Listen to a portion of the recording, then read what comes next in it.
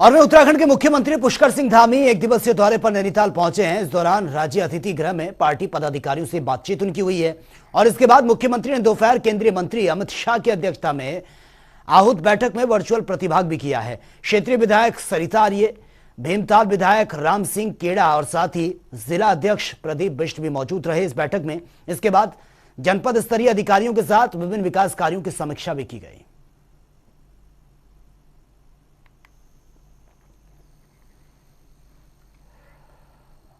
और उत्तरकाशी के द्रौपदी का डांडा 2 पर्वत पर एवलॉन्च घटना में किए गए खोज और बचाव कार्य में आज 12 शवों को बरामद कर लिया गया है। कुल मिलाकर अब तक शवों की संख्या 16 तक पहुंच गई है।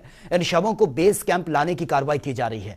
आपको बता दें कि इनमें 2 इंस्ट्रक्टर हैं और 14 ट्रेनी के शव ये बरामद हुए हैं। मौसम खराब होने के चलते बरामद शव मातली हेलीपैड नहीं लाए जा सके। 29 लोग अभी भी लापता हैं। इनमें से 2 इंस्ट्रक्टर और 27 ट्रेनी शामिल हैं।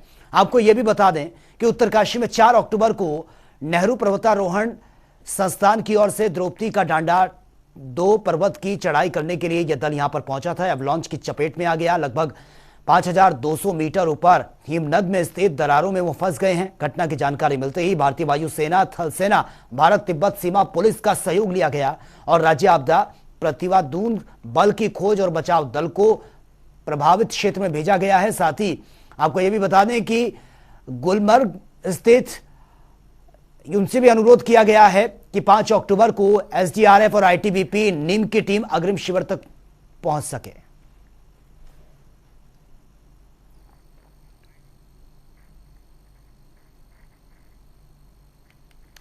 और वह विश्व प्रसिद्ध दरगाह हजरत अलाउद्दीन अली अहमद साबिर कलियर शरीफ का 754वां सालाना उर्स का आगाज हो चुका है, जिसके लिए पुलिस प्रशासनिक अधिकारियों ने कलियर शरीफ में डेरा डाल दिया है। उर्स को देखते हुए भारी संख्या में पुलिस फोर्स को तैनात कलियर में किया गया है। दरगाह के चारों ओर चप्पे चप्पे पर सुरक्षाकर्मी तैनात हैं। किसी जायरीन को किसी तरह की कोई परेशानी ना हो, इसका भी खास ख्याल रखा गया है। उधर पाकिस्तान से भी इस बार 150 जायरीन कल सुबह लाहौरी एक्सप्रेस से वो पहुंचेंगे, जिसके लिए दरगाह प्रशासन ने कड़े इंतजाम किए हैं। पुलिस और प्रशासनिक अधिकारी पाकिस्तानी जायरीन को लेकर बेहद गंभीर नजर आ रहे हैं। सभी पाकिस्तानी जायरीन दरगाह के साबरी गेस्ट हाउस में पहुंचेंगे। जुमेरात को कुल शरीफ की रस्म अता की गई है और इसके दौरान बाहर से हजारों की संख्या में जायरीन कलियर दरगाह में पहुंचते थे और उन्होंने चादर और फूल चढ़ाकर देश और प्रदेश की अमन सलामती के लिए दुआएं भी मांगी हैं।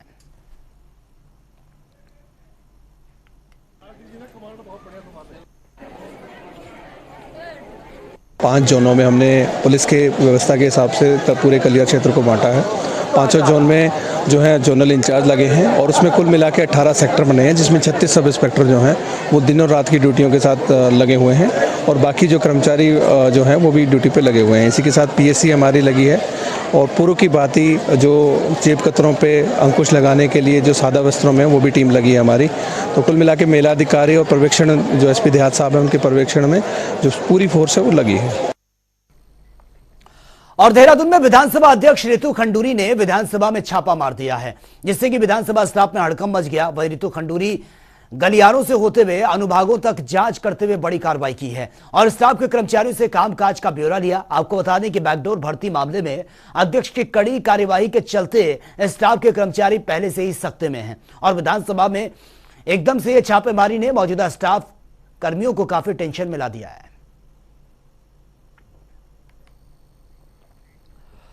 हरिद्वार पंचायत चुनाव में कांग्रेस के बाद आम आदमी पार्टी ने भी बीजेपी पर लोकतंत्र की हत्या करने का आरोप लगा दिया है। आपके संगठन समन्वयक जोत सिंह बिष्ट का कहना है कि जिला पंचायत में बीजेपी के अधिकृत 11 सदस्य जीत कर आए हैं, लेकिन 44 सदस्यीय बोर्ड में बीजेपी ने अध्यक्ष बनाने का दावा किया।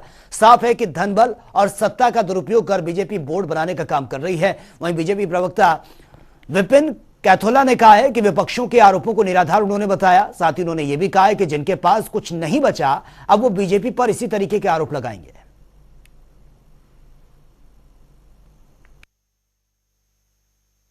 देखिए, कांग्रेस हो चाहे आम आदमी पार्टी हो, आम आदमी पार्टी का विधानसभा में क्या हाल हुआ और पूरे प्रदेश ने देखा, पूरे देश ने देखा। आम आदमी पार्टी और कांग्रेस जब भी मौका आता है ईवीएम पर दोषारोपण करती हैं और आज जो जनता जनार्दन ने जो फैसला दिया है उस पर भी दोषारोपण कर रही है। तो कांग्रेस और आम आदमी पार्टी पूर्ण रूप से हताश हैं, निराश हैं, क्योंकि न उनके पास विजन है, न उनके पास विजनरी लीडरशिप है, न उनके पास नेता ऐसे बचे हैं जो करिश्माई कुछ कर सकें। इसलिए कांग्रेस और आम आदमी पार्टी का तो प्रदेश से सारे नेता चले गए। कांग्रेस के अंदर किस प्रकार का सरफुटवल चल रहा है पूरे प्रदेश की जनता जानती है, कितने गुटों में कांग्रेस बटी हुई है। इसलिए कांग्रेस और आम आदमी पार्टी को जो उत्तराखंड की जनता ने विधानसभा में आईना दिखाया, वही हरिद्वार में आईना दिखाया। हरिद्वार के पंचायत चुनाव में चुनाव परिणाम के बाद जो तस्वीर उभर करके आई थी, उसमें भारतीय जनता पार्टी को अधिकृत प्रत्याशियों के रूप में केवल 11 सीटों पर जीत हासिल हुई। बीएसपी के पास लगभग 11 से अधिक लोग थे और उसके अलावा कांग्रेस कुल 4 सीटों पर जीत हासिल कर पाई। आम आदमी पार्टी ने 2 सीटों पर जीत हासिल की और लगभग 25 से अधिक सीटों पर निर्दलीय प्रत्याशियों ने जीत हासिल की। और देहरादून में बीजेपी ने हरिद्वार जिला पंचायत अध्यक्ष पद पर राजेंद्र सिंह को प्रत्याशी घोषित किया है। प्रदेश अध्यक्ष महेंद्र भट्ट के निर्देश पर राजेंद्र सिंह पुत्र रामपाल सिंह को पार्टी का अधिकृत प्रत्याशी घोषित किया गया। आपको बता दें कि राजेंद्र सिंह वार्ड 19 मानकपुर आदमपुर सीट से बीजेपी के समर्थित अधिकृत प्रत्याशी रहे हैं।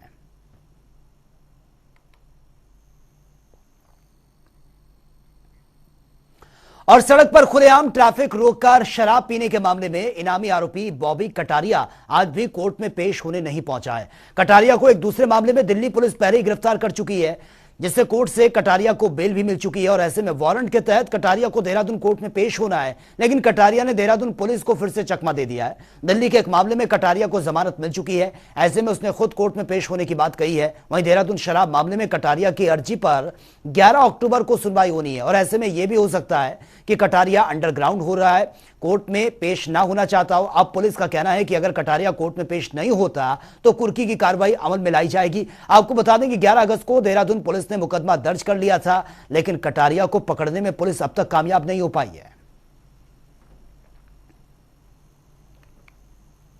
देखिए, बॉबी कटारिया का जो बी वारंट था हमारे द्वारा जेल में दाखिल किया गया था और उसमें जो है 6 तारीख की जो डेट थी जिसमें कि उसको यहाँ पर पेश किया जाना था।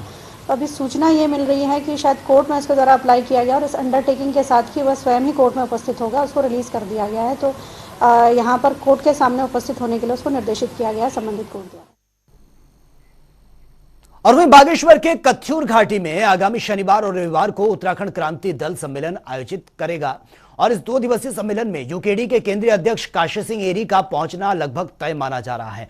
साथ ही उत्तराखंड के 13 जिलों के यूकेडी नेताओं का भी जमावड़ा यहां पर लगना तय है। यूकेडी के विधि प्रकोष्ठ के अध्यक्ष डॉक्टर के जोशी का कहना है कि विचार गोष्ठी में प्रदेश के ज्वलंत मुद्दों पर चर्चा होनी है। साथ ही उत्तराखंड के पुराने जल, जंगल और जमीन की समस्याओं के समाधान के लिए समाज के हर वर्ग को साथ लेकर उत्तराखंड के राजनीति और चरित्र को बदलने का रोड मैप तैयार किया जाएगा।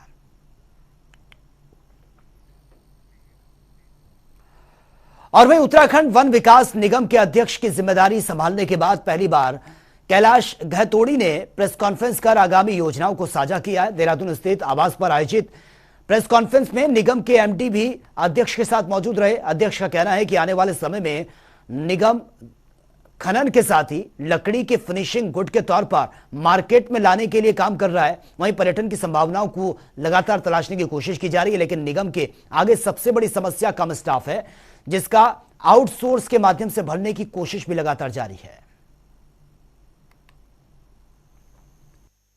और हमारे पास काफ़ी स्टाफ भी है, हम लोग इस काम को ठीक से कर भी सकते हैं।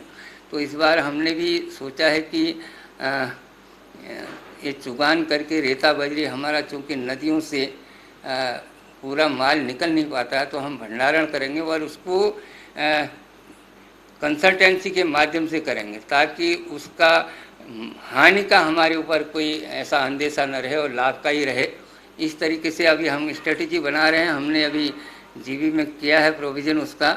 वैसे ही साल शीशम के लिए है, जितनी भी हमारी बहुत हमारे यहाँ की लकड़ी बाहर के प्रदेशों में ले जा करके ब्रांडिंग कर रहे हैं और हमारा सौभाग्य है कि हम ऐसे प्रदेश में हैं जिसका 68% बना आच्छादित है और तमाम सारा इमारती लकड़ी हमारे पास है और जिससे हम कई चीज़ें बना सकते हैं। और जब प्रोसेस करके मैंने माननीय मुख्यमंत्री जी से भी बात की और कई और जगह बात की। गवर्नमेंट सेक्टर में ही हमारे पास करोड़ों का धंधा है, करोड़ों के फर्नीचर सप्लाई की अपॉर्चुनिटी है। अगर सरकारी संस्था करेगी ये तो निश्चित तौर पे उसका बेनिफिट हमको मिलेगा। तो फिलहाल इस बुलेटिन में मेरे साथ इतना ही, लेकिन तमाम खबरों के लिए आप बने रहिए जनता टीवी के साथ। नमस्कार।